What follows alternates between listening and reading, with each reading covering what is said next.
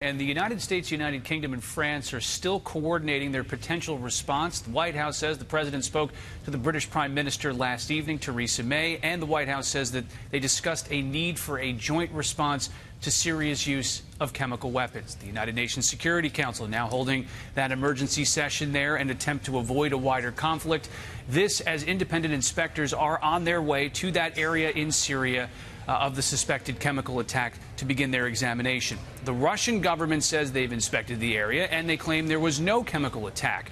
The Russian ambassador says that the immediate priority is to avoid the danger of war. He says, "We hope there will be no point of no return." And he also says he cannot exclude war between the U.S. and Russia.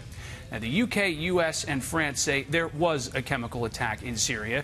United Nations Ambassador Nikki Haley spoke just before this session here. She says that Russia has taken 6 opportunities to veto measures that would hold the Assad regime accountable for this.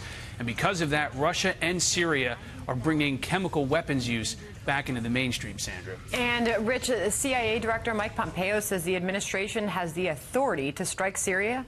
That's right, Sandra. This occupied a lot of time yesterday in his confirmation hearing to be the Secretary of State. He says this administration and previous administrations have demonstrated that the executive branch has the current authority to launch these strikes, but he ran into some opposition, notably from Senator Rand Paul of Kentucky on that. He also discussed Syria and confirmed for the first time that the U.S. has killed Russians in Syria.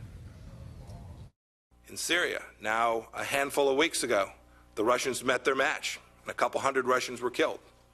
The list of actions that this administration has taken, I'm happy to walk through each of them, but I don't want to take up much more time. And I appreciate the list that. is pretty long, man.